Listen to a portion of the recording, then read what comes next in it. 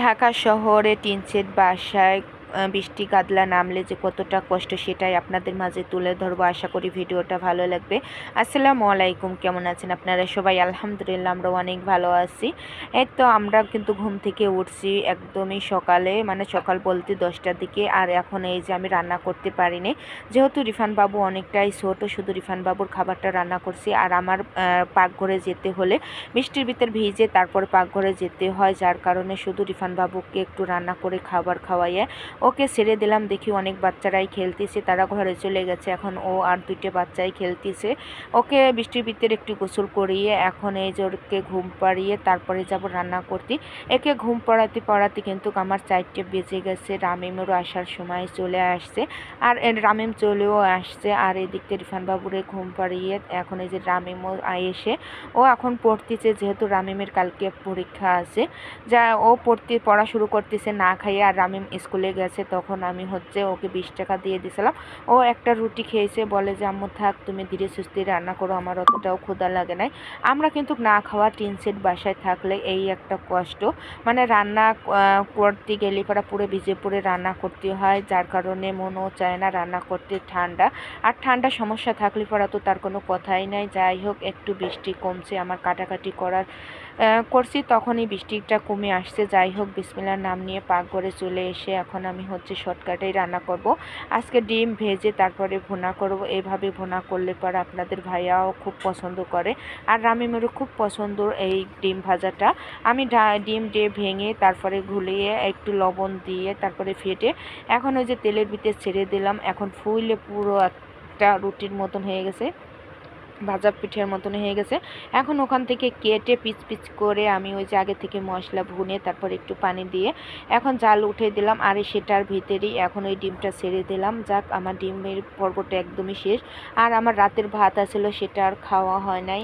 সেটা দিয়ে ভাবছি যে আজকে একটু পানি খিচুড়ি রান্না করি, যেহেতু অনেক দিন পরে আবার অনেক বৃষ্টি নামছে, যেহেতু আজকের বৃষ্টিটা একদমই থামতেছে না। আর অনেক ঠান্ডা ঠান্ডাও আছে, ঠান্ডার ভিতরে লেটকা খিচুড়িও খেতে অনেকটা ভালো লাগবে। যাই হোক, আমার পাশে কিন্তু ভাতও রান্না হয়ে গেছে। আর আমি এখন এই লেটকা খিচুড়ির ভিতর সব উপকরণ দিয়ে দিছি। আর এখন পাশের চুলে যে আমি লাউ শাকটাও রান্না করব। লাউ শাকটা আমার খুব পছন্দের খাবার। মশলাটা ভালোভাবে কষিয়ে তারপরে চিংড়ি মাছ ছোট ছোট করে কেটে, বড় চিংড়ি, তারপরে মশলার সঙ্গে ভালোভাবে কষিয়ে এখন শাকটারও ভালোভাবে আমি দিয়ে দেব। আর এভাবে লাউ শাকটা রান্না করলে পরে লাউ শাকটা খেতে আমার কাছে খুবই ভালো লাগে।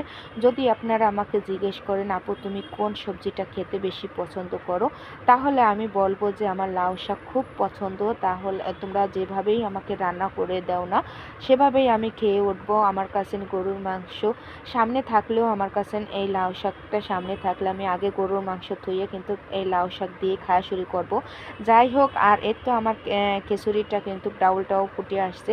এর ভিতর আমি মরিচ, পেঁয়াজ, তারপরে একটু হলুদ, তারপরে একটু মরিচের গুঁড়া, এই দিয়ে পানি দিয়ে ডাউল আর ভাত দিয়ে চড়িয়ে দিলাম। ভাতও কিন্তু একদমই গলে গলে আসছে। আর এই যে আমার আগের দিনে মাংস রান্না ছিল, সেটাও এখন এই খিচুড়ির ভিতরে দিব।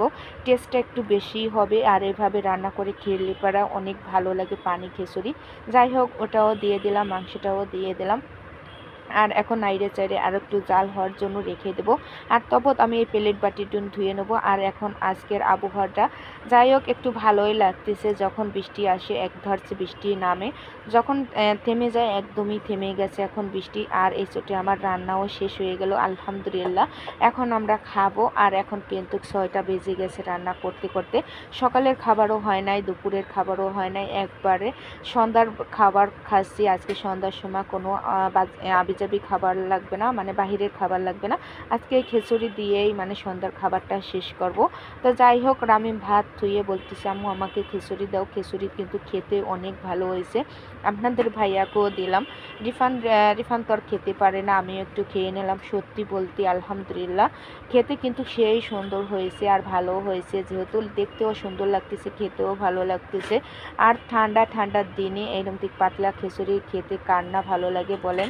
তো যাই হোক, এক ধাঁচে আমাকে খিচুড়িও খাওয়ার হয়ে গেল, ওইদিকে আমার ভাত তরকারিও রান্না করা হয়ে গেল। রাতের জন্য কোনো ঝামেলা নাই। যাই হোক, একটু কষ্ট করেও মানে ঠিকঠাক রান্না করেও নিয়ে আসতে পারছি। যাই হোক, আমি এই যে খাবার খেয়ে কিন্তু অনেক কাপড় চোপড় জমে গেছে, আর এই বৃষ্টির দিনই পুরো বন্ধ হয়ে যায়। যাদের ঘরে বাচ্চা থাকে তাদের তো আরও যে কতটা কষ্ট তা তো জানেনই। যাই হোক, আমি অনেক কাপড় চোপড় ধুয়েছি, এক বালতি কাপড়